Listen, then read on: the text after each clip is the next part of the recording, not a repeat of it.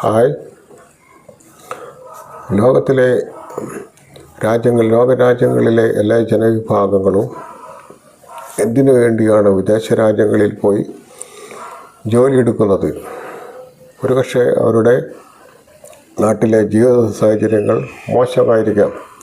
പട്ടിണി ഉണ്ടാകാം, അല്ലെങ്കിൽ ദാരിദ്ര്യമുണ്ടാകാം, തൊഴിലില്ലാത്തൊരവസ്ഥ ഉണ്ടാകാം. തൊഴിലുണ്ടെങ്കിൽ തന്നെ ആവശ്യമായ വരുമാനം ഉണ്ടാകുന്നില്ല. അങ്ങനെയുള്ള സാഹചര്യങ്ങളിൽ ജീവിക്കുമ്പോൾ കൂടുതൽ വരുമാനം ഉണ്ടാക്കുന്നതിന് വേണ്ടിയാണ് അവർ വിദേശ രാജ്യങ്ങളിൽ പോകുന്നത്. എന്നാൽ അങ്ങനെയുള്ള ജനവിഭാഗങ്ങളുടെ മനസ്സിൽ സാമ്പത്തികമായും മാനസികമായും വളരെയധികം ആശങ്ക പടർത്തിക്കൊണ്ടുള്ള ഒരു കാലഘട്ടമാണിപ്പോൾ.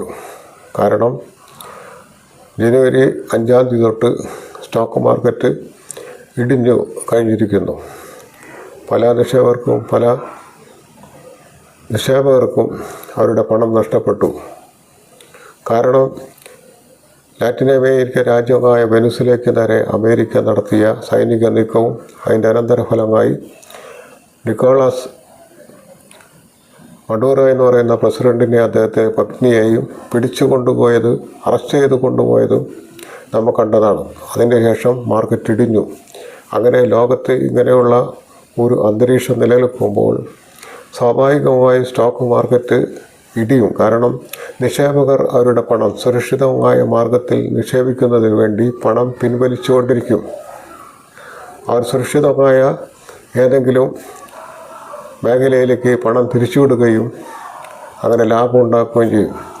അങ്ങനെ സ്റ്റോക്ക് മാർക്കറ്റ് ഇടിയുന്ന കണ്ടീഷനിൽ നമുക്ക് ചെയ്യാവുന്നത് നിങ്ങളുടെ നിക്ഷേപങ്ങൾ ഡൈവേഴ്സിഫൈ ചെയ്യാം. അതായത് സ്റ്റോക്ക് മാർക്കറ്റിൽ മുഴുവനായി നിക്ഷേപിക്കാതെ സ്റ്റോക്കിലും ഗോൾഡിലും സിൽവറിലും ഒക്കെ നിക്ഷേപിച്ചുകൊണ്ട് നിങ്ങളുടെ വെൽത്ത് ക്രിയേറ്റ് ചെയ്യുക.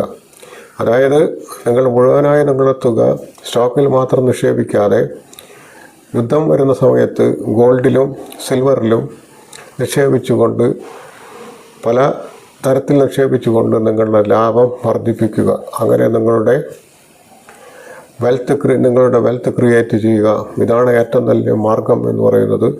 അപ്പോൾ സ്റ്റോക്കിലുള്ള ഉണ്ടാകുന്ന നഷ്ടം നമുക്ക് ETF നികത്താൻ കഴിയും.